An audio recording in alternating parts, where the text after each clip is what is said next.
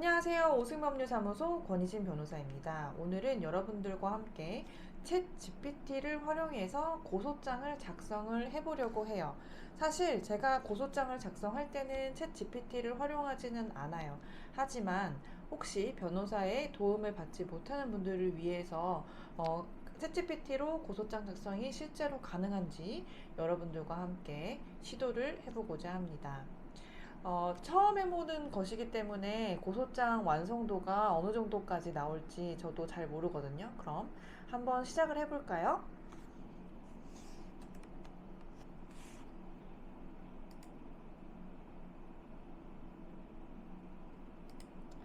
자, 먼저 제가 오늘 활용할 챗 GPT는 챗 GPT에는 여러 가지가 있기는 하겠지만 챗 GPT.com을 활용을 할 거예요. 여기에 그냥 로그인을 하면 기본적인 이런 무엇을 도와드릴까요? 이런 틀이 나오는데요. 여기에 뭐 이미지 만들기, 텍스트 요약, 재미있는 정보 쓰기 도움 이런 칸이 있어요. 근데 저희는 일단은 그 고소 사실을 이제 직접 사실관계를 챗GPT에 입력을 하고 고소장 만들어줘 라고 하는 것만 한번 해볼게요. 오늘 제가 여러분들과 함께 작성할 고소장 내용은 먼저 부동산 매매 사기와 관련된 것인데요. 매매 사기와 관련해서 고소장을 작성할 때 처음에 어떤 거를 생각을 하는지 먼저 생각을 해보고 챗GPT를 활용하면 좋을 것 같아요. 저희가 먼저 고소장을 작성할 때 확인하는 것은 각 그 문제에 대한 사실관계거든요. 부동산 매매 사기라고 하면은 기본적으로 매매 계약 관계를 먼저 떠올려야 되겠죠? 그래서 매매 계약 관계를 먼저 저희가 입력을 한번 해볼 거예요. 부동산 매매에서 가장 중요한 것은 부동산 소재지겠죠? 이거는 제가 임의로 저희 사무실 주소를 적어 볼게요. 그리고 부동산 매매에 있어서는 가격이 중요하겠죠? 2억 원이라고 할게요. 계약금은 1,000만 원, 잔금 1억 9천만 원입니다.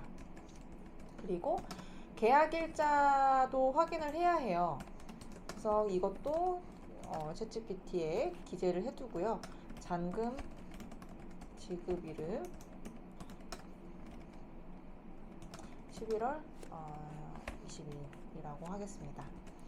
이때 이제 부동산 사기 관련해서 어떠한 사례를 넣을 거냐면요. 보통 부동산을 매입할 때 근저당권이 설정되어 있는 경우가 많아요. 근저당권이 설정되어 있다면 그 해당 채무를 없애고 그러니까 채무를 인수를 하고 매수를 하거나 아니면 그 채무를 없애야 하는데요. 이때 만약에 그 채권자의 은행에 직접 돈을 입금을 하는 경우가 아니면 매매 사기가 발생하는 경우가 좀 왕왕 있습니다. 그래서 그 경우를 예시로 들 텐데요. 이때 등장하는 인물이 중요하겠죠. 여기에는 매수인 A라고 적고 매도인 B라고 적고 공인중개사가 있겠죠. 그래서 공인중개사도 적을 거예요. 그리고 매매 사기에서 등장하는 거는 등기 관련된 업무를 처리하는 직원들이 보통 횡령하는 경우가 많거든요. 그래서 만약에 이제 변호사 직원이 사기를 쳤다라고 하면은 이렇게 써주도록 할게요.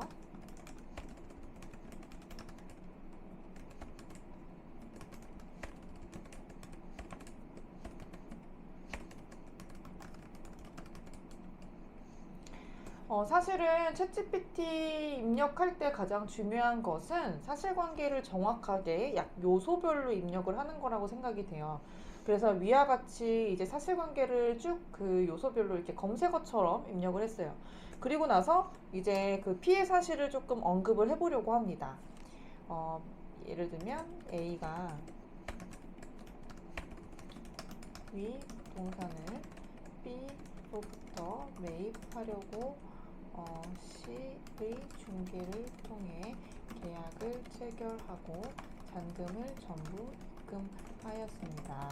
이때 잔금 지급 계좌는 F에게 아이고 2로부터 전달받은 FE 계좌로 입금을 했는데요.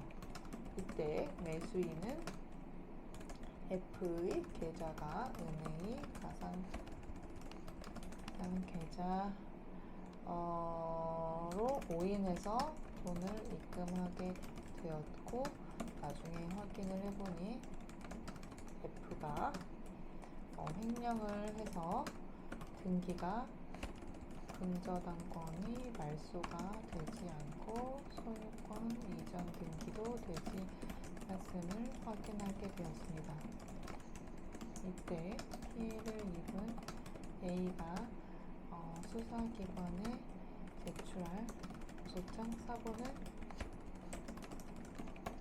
이렇게 간단하게 조금 써봤는데요. 어디까지 이제 됐는지 한번 여러분들과 한번 살펴볼게요. 지금 이 고소장 챗GPT가 작성하는 그 양식 플로우는 기본적으로 이제 비법조인들이 쓰기에는 좋은 양식인 것 같아요. 근데 사건 개요도 범죄 행위, 고소장에 있어서는 고소 취지가 가장 중요한데요. 여기서 피고소인을 F라고만 특정한 점이 조금 아쉬운 부분입니다. 서울중앙지방검찰청. 지금 보면은 고소장 양식은 챗GPT가 어느 정도의 그 골격은 세워주는 것 같아요. 근데 기본적으로 어디에 고소를 해야 하는지, 어떠한 항목으로, 예를 들면 횡령이라고 했죠. 어떠한 항목으로 고소를 해야 하는지, 그리고 누구를 고소 상대방으로 해야 하는지에 대한 정확한 법리적인 판단은 이루어지지 않은 것 같습니다. 그러면은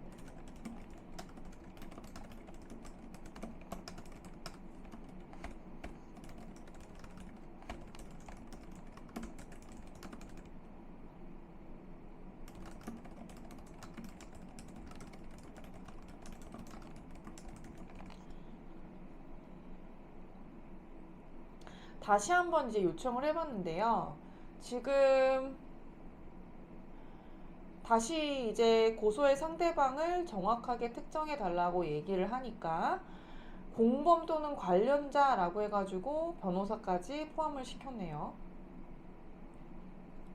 이랬을 때 그 변호사에 대한 제목도 사실은 고소 취지에 들어가야 합니다. 근데 지금 챗 GPT가 작성한 고소장에는 실제 고소를 진행할 때 필요한 그 항목들이 사실 조금 많이 빠져 있어요. 아마 제가 이 사실관계를 조금 짧게 적어서 그런 것 같기도 한데요.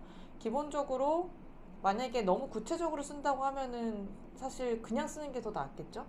그래서 제가 봤을 때는 그 챗GPT를 통해서 고소장을 작성을 할 때는 고소장의 양식 정도는 이제 그 도움을 받을 수 있을 것 같은데, 고소를 누구한테 해야 하는지, 어떠한 죄명으로 고소를 해야 하는지, 어디에 고소를 해야 하는지, 그리고 누구를 피고소인으로 해야 하는지 등등 여러 가지 전략적인 문제는 아직까지는 챗GPT가 많이 부족한 것 같습니다. 그래서 이러한 내용을 조금 상담을 받고 나서 이제 만약에 고소장 작성까지 변호사한테 맡기지 않는 경우라고 한다면 형식만 참고하셨으면 좋겠습니다. 오늘은 간단하게 부동산 사기와 관련된 사례를 이제 챗GPT를 통해서 한번 활용을 해 보았는데요. 여러분들과 함께 이제 시간이 날 때마다 이 챗GPT를 조금 어떻게 활용을 하면 좋을지 여러 가지 다양한 시도를 해보고자 합니다. 이번 영상이 유익하셨다면 좋아요, 구독, 그리고 알림 설정 부탁드립니다.